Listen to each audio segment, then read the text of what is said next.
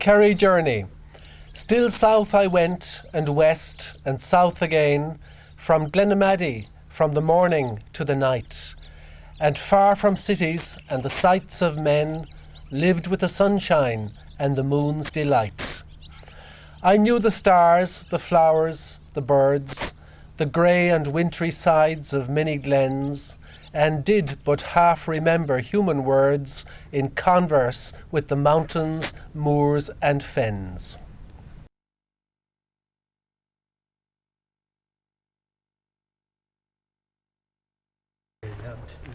And we're in the parish of Lixna now, so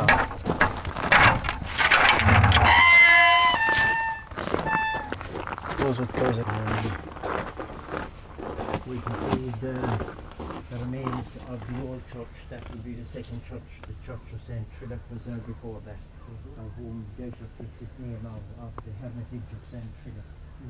So again, here.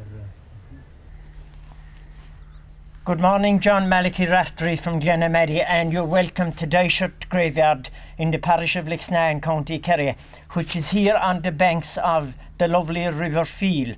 Dysart is the ancient heritage of St. Trilloc, and indeed the church remains that we are looking at would be a slightly later church, which probably dates from the 8th or 9th century up to the very early 14th century. The Monk's Roadway, which came from the Abbey down at Ratu, passed very close to us here, and apparently it did cross the river through Coolagown and went on to another monastic site, Kil-Aha-Crim, or the Church of the Crooked Ford. Now, that old roadway was pointed out by none other than the late Thomas Carmody of Ennismore in 1944 and the late Mick Purtle. But no trace of that road exists at this moment in time, because that road was replaced by the new road which was made in Coolagown and Bonnacollig in 1911.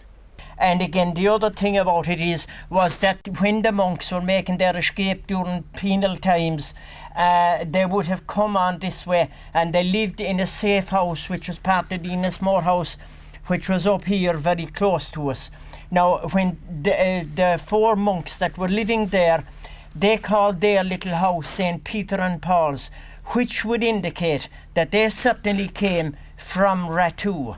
We can see the tombstone of the Knight of Kerry, because the Knights of Kerry lived up here across in Ennismore. That's where the earlier Knights of Kerry are buried. Later, their relatives and their in-laws, the Hewsons, are buried beneath the yew trees. You have a good sprinkling of both religions buried in this graveyard.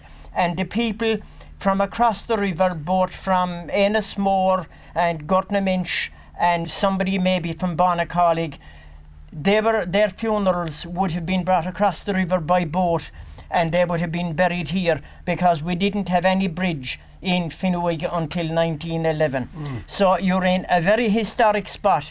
It's a very peaceful spot on the banks of the River Feel. Tim. Dysart Graveyard, near the banks of the Feel. When we look upon the tombs of the great, emotions of envy die in us. When we read the epitaphs of the beautiful, every inordinate desire goes out.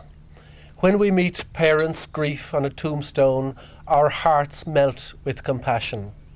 When we see tombs of the parents themselves, we ponder the vanity of grieving for those whom we must quickly follow. When we see kings laying by those who depose them, rival wits placed side by side, and holy men that divided the world with their disputes, we reflect on the little factions of mankind. When we read the dates on tombs, some yesterday, some 600 years ago, we consider that great day when we will all be contemporaries and make our appearance together.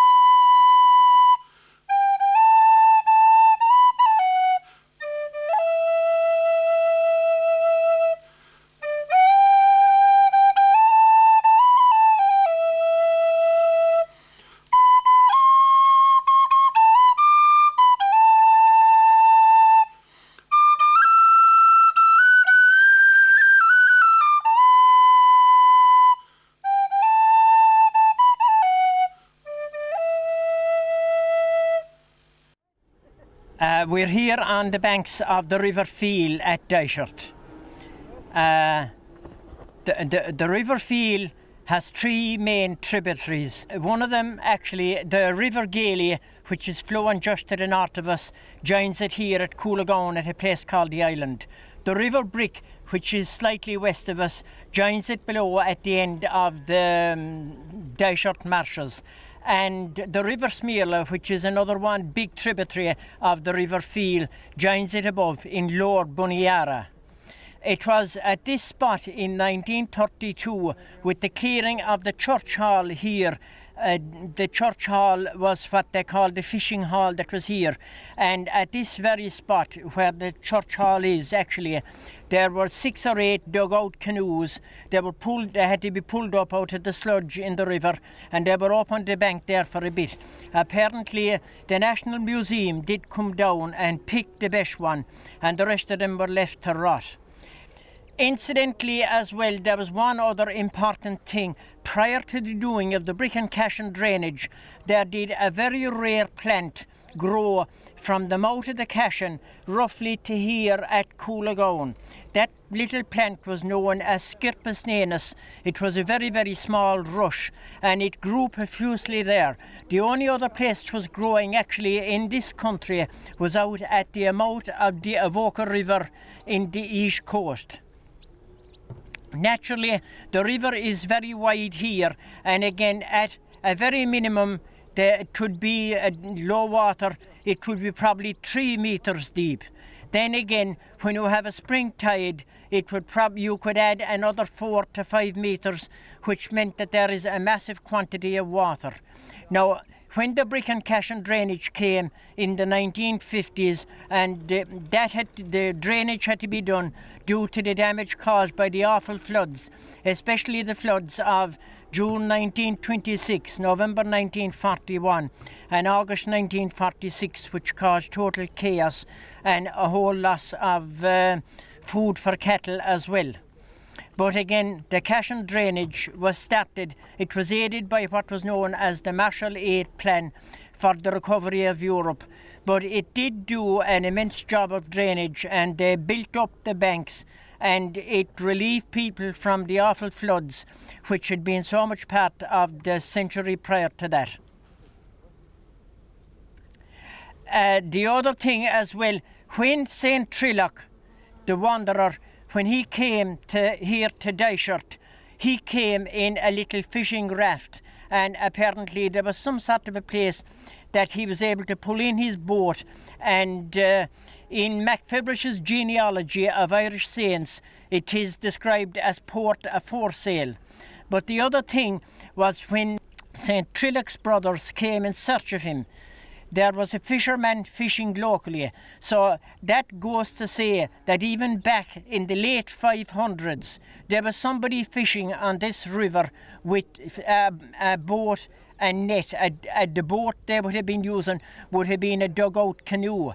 And again, thankfully today, we can see right behind my bank, there are people boat fishing still today with traditional boat fishing.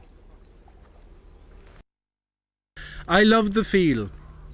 I love the feel as I recall the day when first I parted from its lovely shore.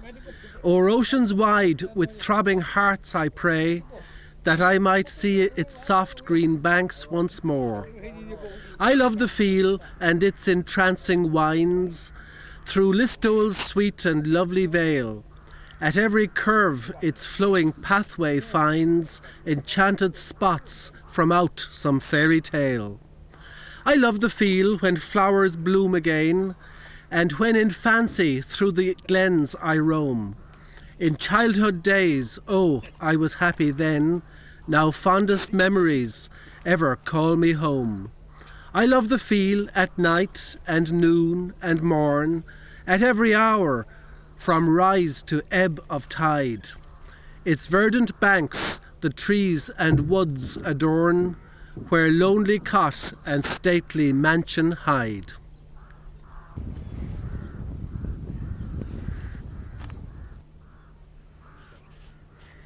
Feel bank bloom.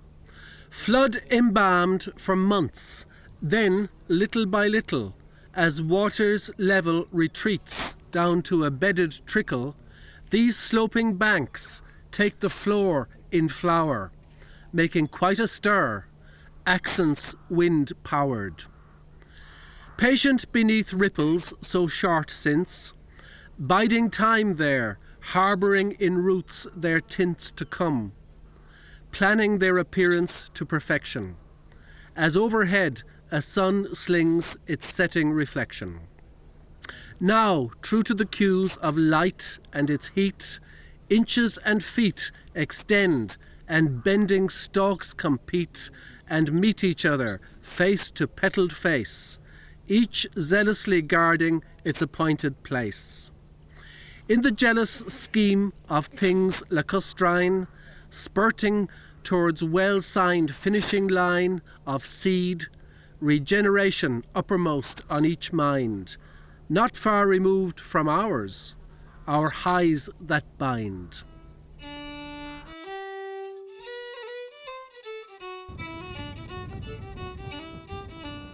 The raised banks of the river and the adjoining open spaces provide an ideal habitat for a wide variety of wild flowers. This beautiful display is easily accessible to and within easy reach of the passerby. Sedge. Sedge with meadow scent mingling over the flow of sustainable spring energy. Silent, always on the go, betokening the inaudible tick of the earth. Hedge with sedge scent, silent, always on the grow, mingling over fields flow, sustaining the inaudible tick of the earth.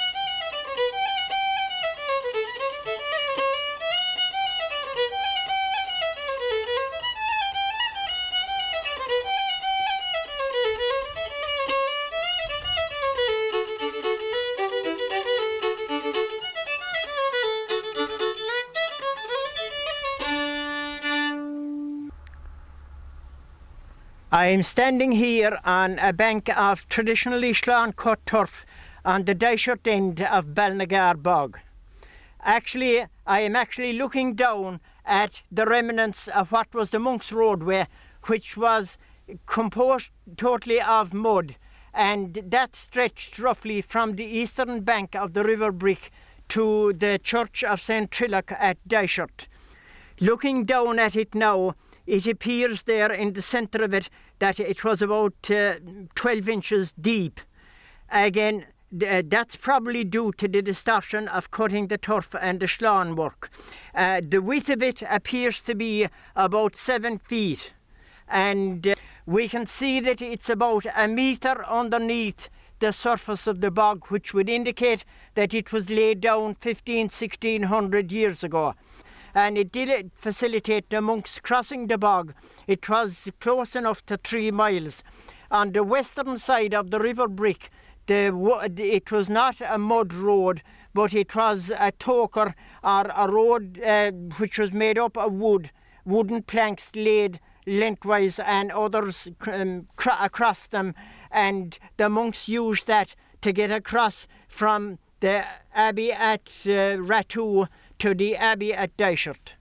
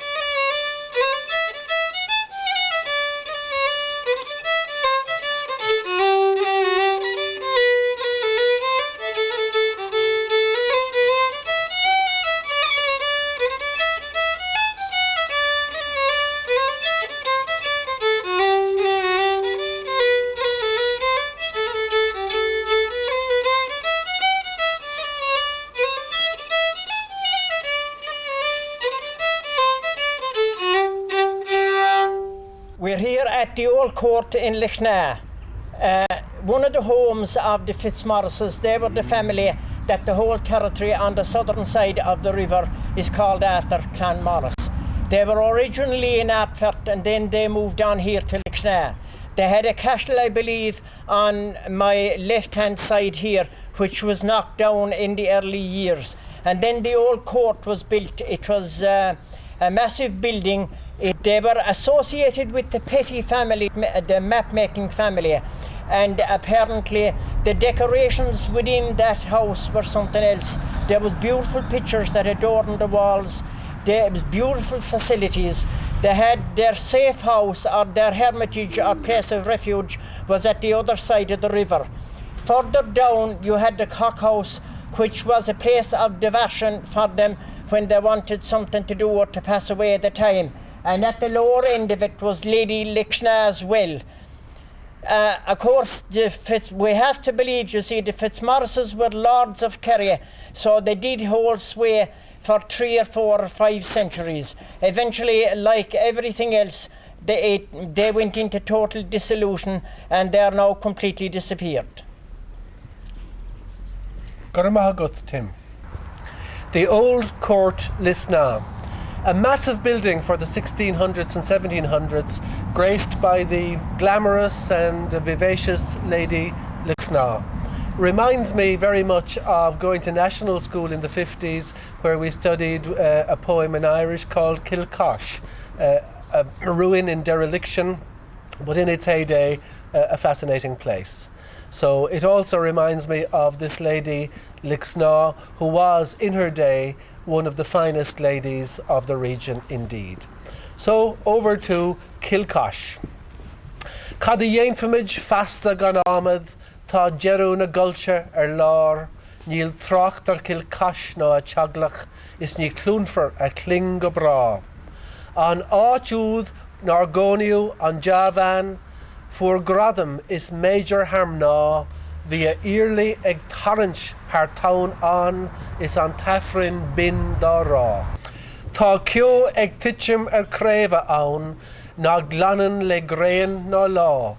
Tá smooch ag tichim on spare aun, is a quid ishka goléir ag trá.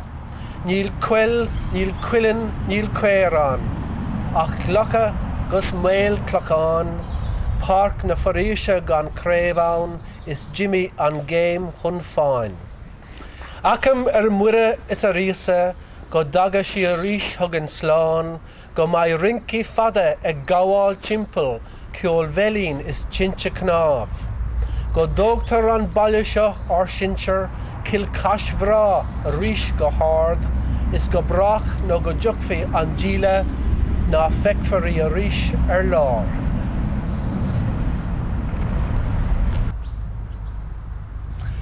Some lines here in honour of the wonderful Lady Lixnaw, who lived here as well as in London. Old Court, Lixnaw. 3 or more hundred short years since, refined life revolved around Old Court. Lady Lixnaw, not known to mince her words, extolled this place as her favourite port of call, and was seen to visibly wince when leaving this region of rhymers and spirited sport. A spot where the founders lived and died seemed once more dear than life. Ancestral trees or gardens rich in memories glorified marriages, alliances, and families, and every bride's ambition satisfied. Where fashion or mere fantasy decrees, we shift about, all that great glory spent, like some poor Arab tribesman in his tent. We are here in the foreground of what is called the Hermitage in Lixnaw. It certainly is associated with the Fitzmaurice family, which were so much part of Lixnaw for so many years, because they did live at the eastern side of the river in what we know to be the Old Court. The Hermitage as such could be deemed to be a safe place, because looking at the structure, the first floor is supported by 4 vaults, and it does appear that the only access to the second floor and the upper floor was via ladder of some description or other, whereby when the ladder was pulled up, it meant that all the inhabitants in the upper 2 stories of the building were very, very safe from harm and from invasion. It is similar in appearance to Tomb Daly. That's the one belonging to the Mahonys in Ashkeaton in County Limerick. The one thing that they differ in that Tomb Daly had a very narrow stairs as you went up at one of the ends of the structure. And again, that stairs could easily be protected by somebody with weapons. But all in all, it is certainly part of, very much associated with the Fitzmaurice family, and it was on the way to Kiltomey, which was part of their burial ground. At some stage, one of the oldest stone bridges that's built here in North Kerry was built, I'd say, at the insistence of the Fitzmaurice family. Now, there was a real problem associated with the foundation of one of the pillars, and it does appear that amongst other things that was used to support that pillars were bags of woolen rope which were bedded down in the slab. There was possibly timber or some other material put on them, but apparently, whatever way they'd done it, time has tested it and proved it to be worthwhile, because that bridge is in excellent condition today. An old flame there or something.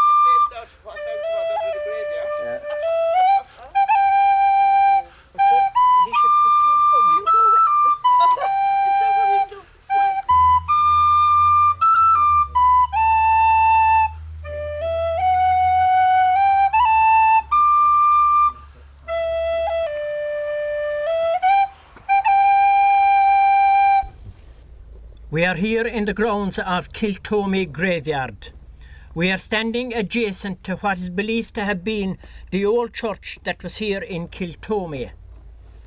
Now, while at first would have been the burial ground of the Fitzmaurices, when the Fitzmaurice family moved to Lixnaw, it would appear that very many of the Fitzmaurices were buried here in this graveyard, especially in the precincts of the church that was associated with this graveyard.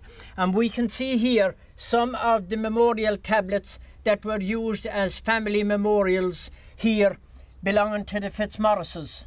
And as I say, it does appear to have been the burial ground that was used by them primarily here in Lixnaw. There was one other exception in the sense that a few members of the family built a new mausoleum over in what was called the Monument, and a number of them were buried there.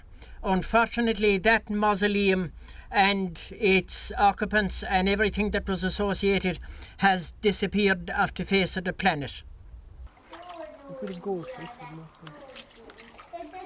No, there was some other one or two of the wells, the blessed wells, especially the one in Connaught, and they said there was a young fellow with a very bad psoriasis in the old days before but his face had to be bandaged, but he was on the way home from the well. And Pilgrim's House, they're both here on the left, and other which is a local altar, and altar over there is it came from either the Franciscan friary in Arfet or the Kyrieleison Abbey. That's a fabulous piece of Hello, my friend. What's your name? Shake hands. What? How are you? Come here and shake hands. What's your name? Come here and shake hands, Lizzie. What's your name? You're a great boy. Here, shake hands. Who cuts the grass, by the way? Myself. Well, you see, I used to be doing it for her before we ever got used the to, place. yeah, that's what I thought. I know that from, do you know, there's a wolf girl married across the road. Oh, Joan Hargan. Yeah, Joan Hargan, that's the woman Joan, we're talking about, yeah. That's all you got, is it? That's not our God. That was Tim. Tim. Hey! Why? Look! Which saint is that? What? What saint is that? Who's that? Yeah. He has a baby. Baby Jesus. Is this? Yeah. Could be. Well, What's this dodo for Jesus? What's this dodo for Jesus? and you get the sound of the water. Oh yeah. Oh, sorry. Sit.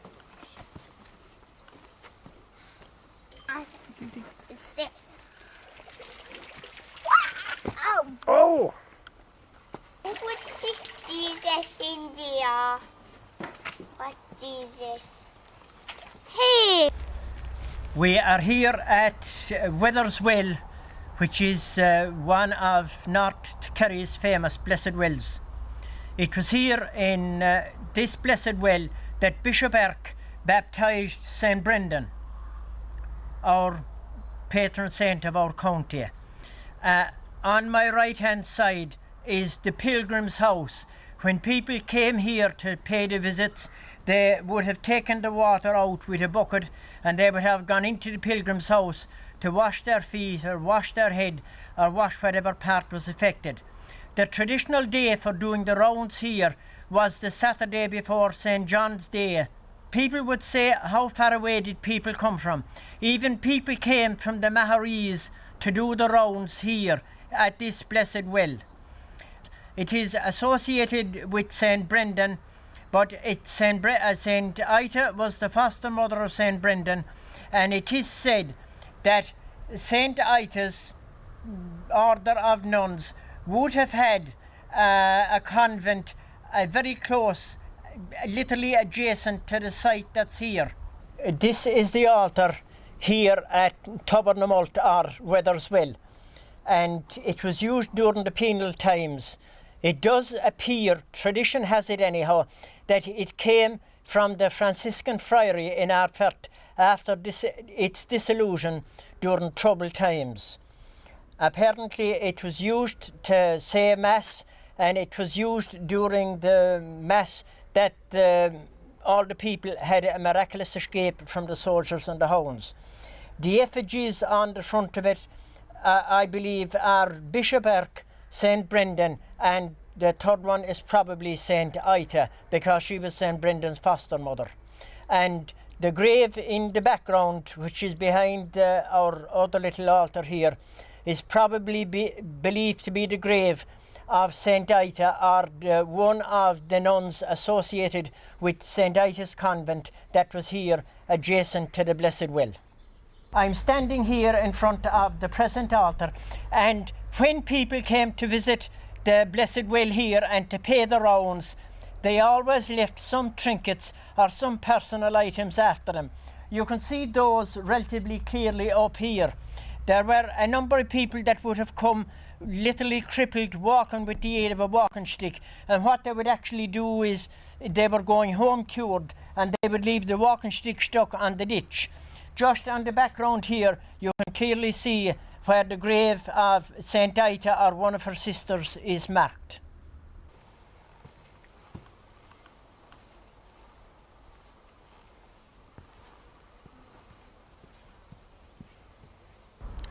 Weathers well. Surrounding trees and varied brush have come and gone a dozen times, as has the pilgrim crush, and the merely curious in their primes and in their dotage grim. While all along, all through, the stones that line the Weathers well have stayed intact, to imbue all comers to this leafy dell with a special sense of place. The pilgrim house is modest by our exalted standards, but it welcomed every passing guest fulsomely and never pandered to pretensions. Glór den ahar, agus den wach, agus an spirit neve, mar virdus, mar tafos. We come in awe and homage, linger a while in silent prayer, and through our mental landscape rummage, to seek and find that secret lair which emits the redeeming knell in the sacred precinct of Weathers Well.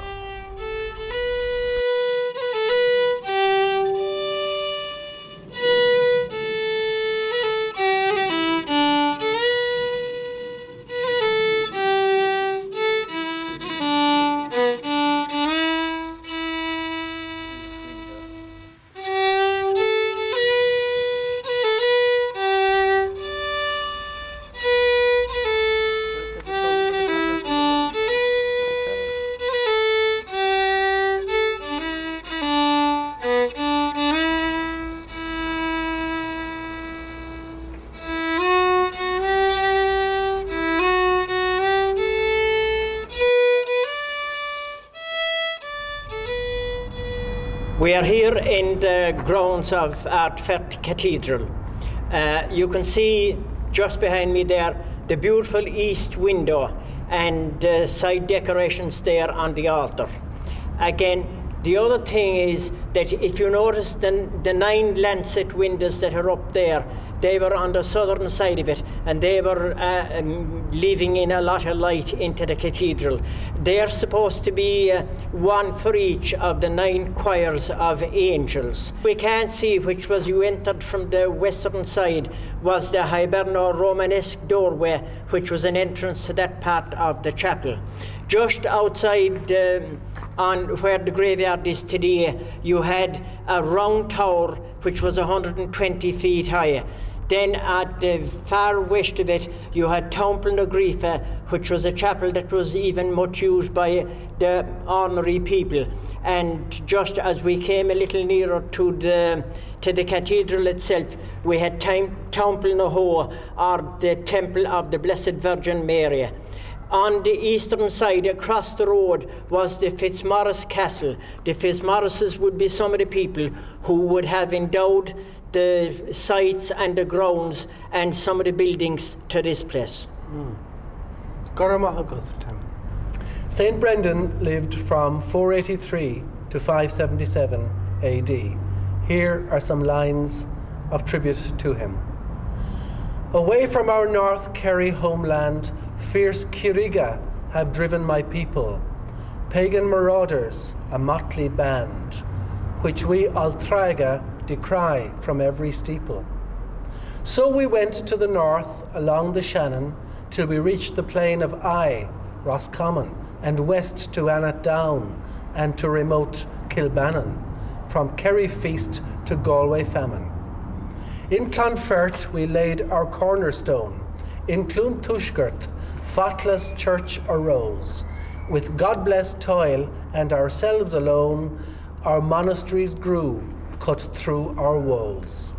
But still we think of Cahir Orja, Weathers Well and Charmanerk, Finnet, Lyrig and Ardfert, and hillside resonance of that bell. For roving brigands we stay on high alert. Cobri Macquinera, our chieftain great, led us to this Connaught tract. For the Kiriga we harbour no hate, even if by them our Kerry homes were sacked.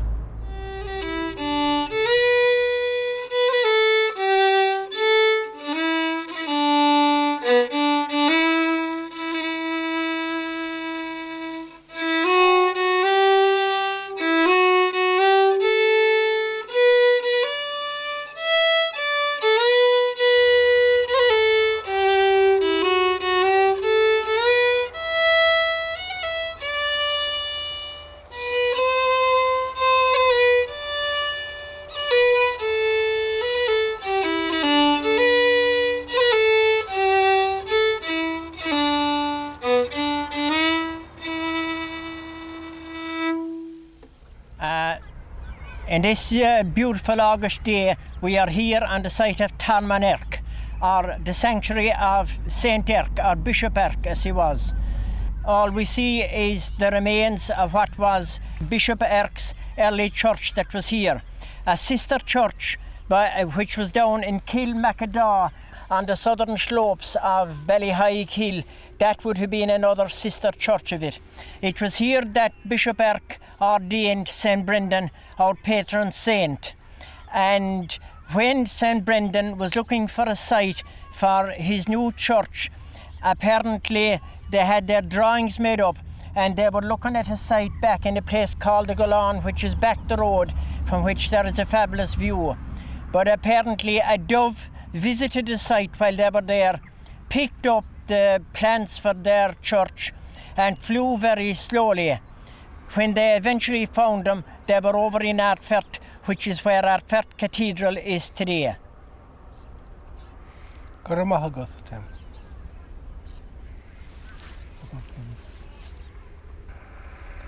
Okay, while the local name for this place might have been called the Mukan, which we don't have an exact definition for, but the evidence is that the site of the overgrown site here of the briars and the trees and the bushes is the exact site of Bishop Erk's church. And we can see it was a lovely elevated site looking towards Slievemish, looking out towards the bay, towards Ballyhigh.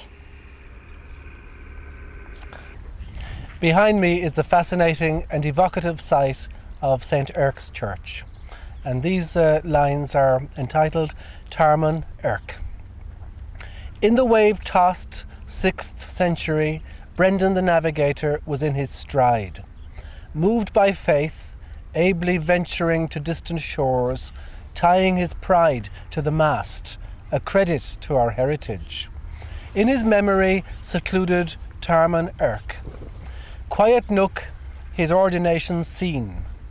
Imbued by this, he did not shirk his priestly duties as he left an island green for other climes and onerous tasks ahead. We genuflect and lowly bow our heads solemnly on this hallowed ground, a ground which guardian angels tread. A field-bound hollow and a little imperceptible mound, site of the St. Erk Church, not a sound. Truly something out of this world for the wandering poet and his trusty guide. When all our human flags are finally furled and countless generations have lived and died, Tarman Erk's vibrations will abide.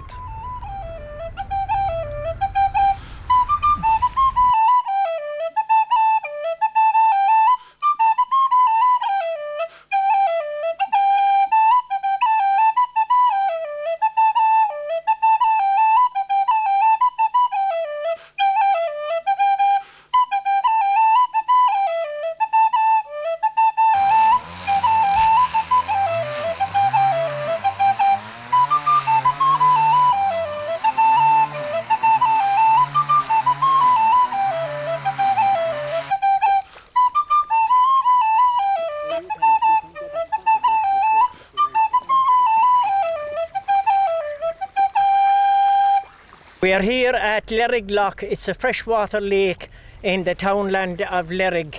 I suppose one would say, where does it drain out of, that it is a turlock or something like that, but it isn't.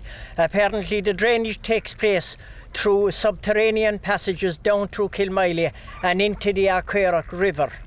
Certainly the loch is a home for all the different mallards, the different breeds of them. We can see here the herring gulls, the swans and the water hens.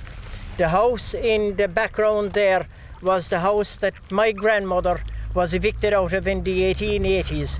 She lived for a period of time in a land league house in Lower Kilmiley until she was given what was known as Board of Guardians house over in Ardrahan. Goramahaguth, Tim. Lerrig Loch, lake with the freshest of fresh waters, ducks of varied hues pecking by its shore, haunt of busily beavering otters, prompts the rhymer to his core. Surrounding banks bedecked by reeds, Crannog sight rising from the ripples reminds us of ancestral deeds, survival in a time that cripples. For fir bullocks, a haven of security, now sanctuary for wild bird life. Lerrig Loch in its pristine purity, man's woes can cut as with a knife. And this is a tribute to spring in the context of Lerrig Loch in my background here. The air was soft, the ground still cold. In the dull pasture where I strolled was something I could not believe. Dead grass appeared to slide and heave. Though still too frozen flat to stir, and rocks to twitch and all to blur, what was that rippling of the land was matter getting out of hand and making free with natural law. I stopped and blinked, and then I saw a fact as eerie as a dream. There was a subtle flood of steam moving upon the face of things. It came from standing pools and springs, and what of snow was still around.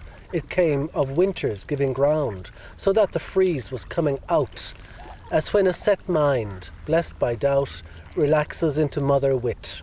Flowers, I said, will come of it.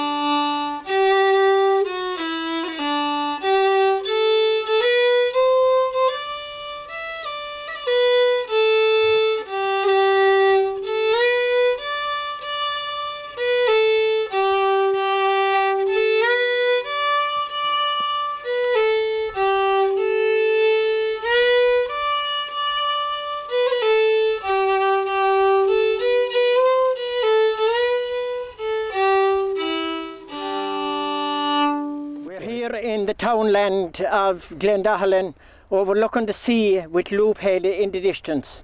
Just below us is St. Dahalan's Holy Well, and if you look back towards the hill behind us, you can see the St. Dahalan's convent. It was at this convent that the marauders who first went marauding the convent went blind, and they had to go back to St. Dahalan to beg for mercy. And she told them, if you go and bathe your eyes in the well which is beneath us here, you will get back your sight. When they came and they washed their eyes with the water of the blessed well, they got back their sight again. And the well today even is considered to have properties of curing eye diseases. On Clearoo, which is up on the south of me here, would have been an old route. Some people might have called it on Schleeroo, but again, St. Bridget, our patron saint, visited St. Dahalan here on numerous occasions, and it would appear that St. Bridget travelled close enough to on Clearoo And again, if we trace it, that St. Bridget went from here on over towards the Cashin, we find a blessed well there called St. Bridget's Well. And apparently that route, or Schlee, if you like, went on over towards Knockanoor and on towards Atee and Newcastle West. The well beneath me here is beautifully done up, and we are indebted to the late Father Kirby, who certainly put a lot of effort and got a lot of local help to improve the well and make it what it is today. Gunairi an Bóthar Leat, Tim. This is truly a holy well of panoramic scope, St. Dathlan's Holy Well. Nestled in a leafy valley hollow under a long low hill with grassy sides, our eyes look up to the sloping ridge and follow a line from convent ruin to where a rabbit hides. In this hollow, cool, clear water springs eternal, St. Dathlan's Holy Well. To here, the pattern pilgrim brings mementos to perpetuate the good saint's spell. Far from the madding crowd and noise, what better place to pen an ode of joy? Mind in balance, given special poise, sinking spirits saved by a welled-up boy. When St. Bridget stayed on the ridge above, gazing over the gentle valleyscape, she was surely imbued with grace and with love, contemplating her destiny just then taking shape.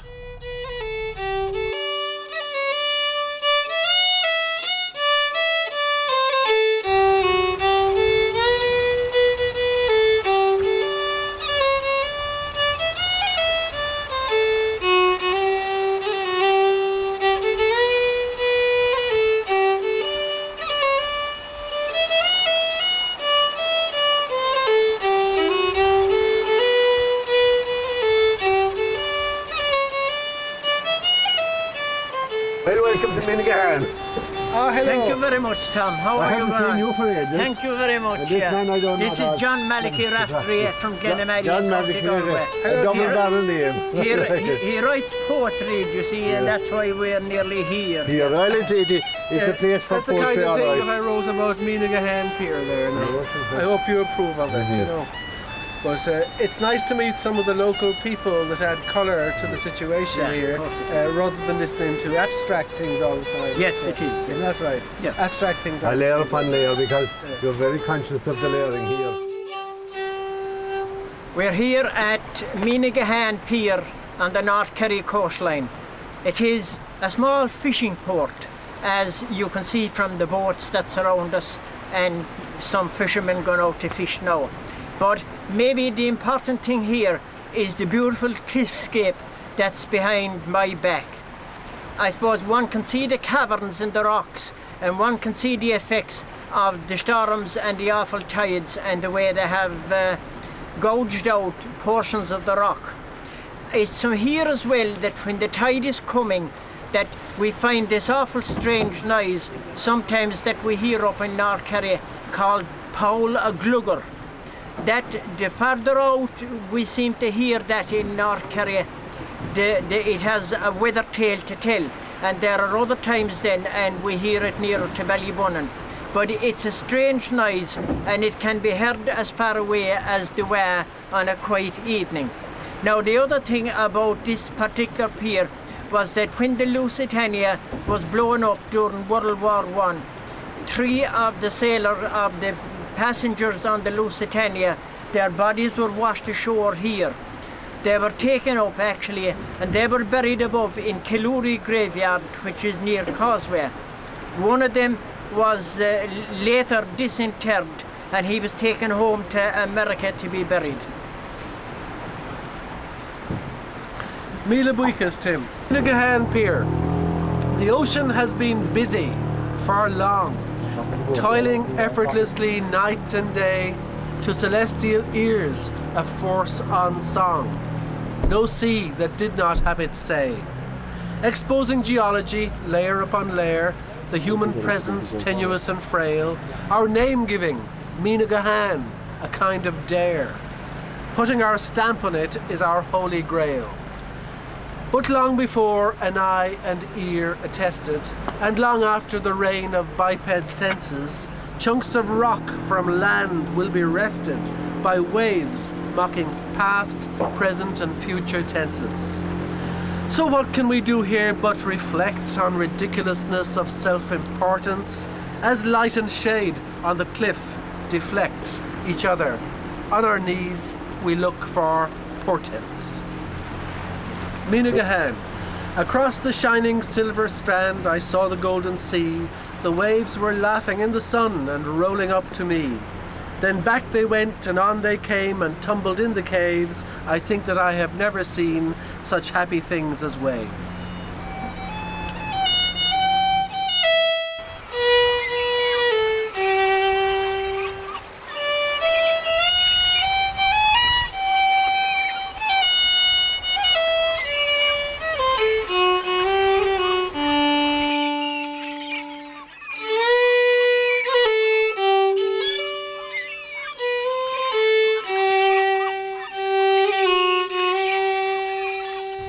We're here in the townland of Kilmore, and we're inside in the little Killeen that's here on the very verge of the seashore.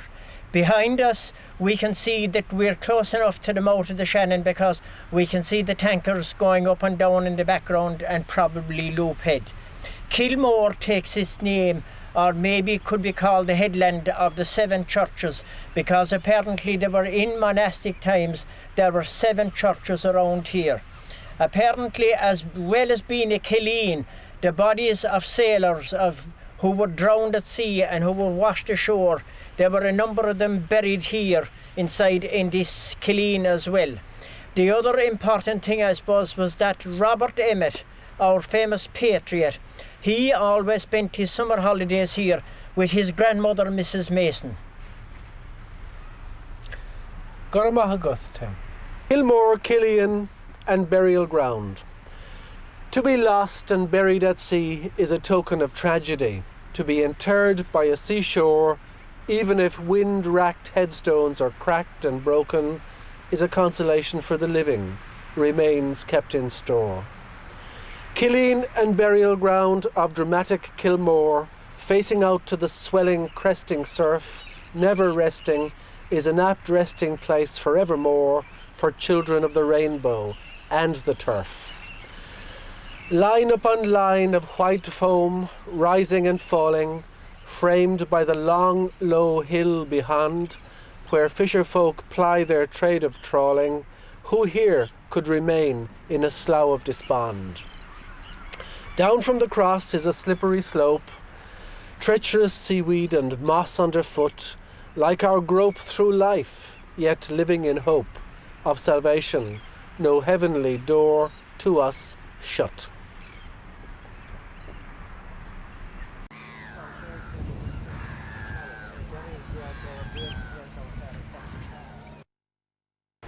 Hi Pat, my name is Tim Griffin and you're Pat Sullivan, and you originally come from over around the Cashin. From the Cashin side, yeah. Yeah, are you familiar with Kilmore here and the little burial ground here in the background? Well, I was born and raised around here, and I have actually relations buried there.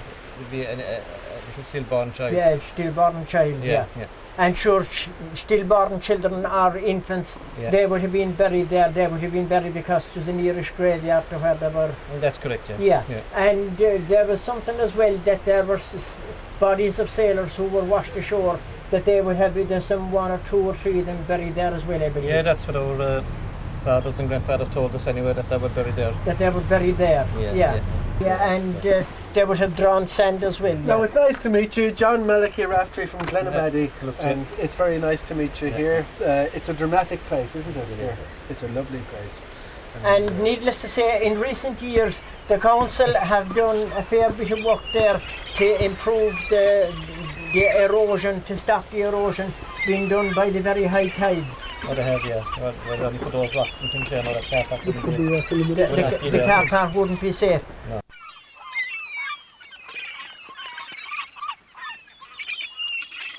Thank you very much, Pat. You're a mighty gentleman here.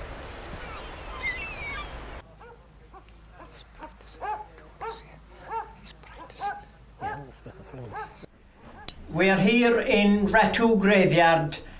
One cannot but be awestruck by the round tower, do you know, the beautiful sandstone round tower that is there with its 4 top windows facing the cardinal points. The church we're inside and actually probably dates from maybe the 14th or 15th century, believed to have been rebuilt with stones from an earlier monastic church that was on this site. Also on this site, of course, was the Abbey Church that is further down the field from us, from which ran the Monk's Roadway from Ratu here to Dysart and probably on to the church at Killahacrim. The other thing that was here is that we had the Church of St. Augustine that was out here. Now, that church is not here now because it was moved stone by stone in the 50s and rebuilt in Ballybunion. And that church is now the Ballybunion Public Library. More than 1,000 years ago, Ratu had its very own skyscraper, a massive imposing structure which I'm now looking at.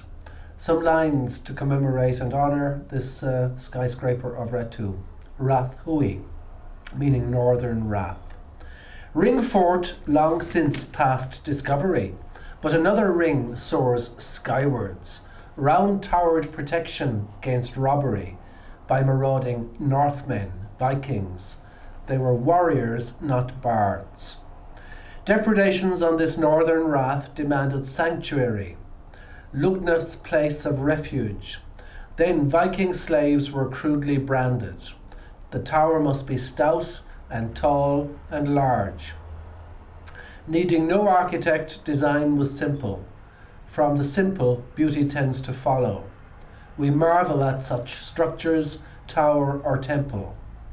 Friaries, roofless abbeys, haunts of swallow.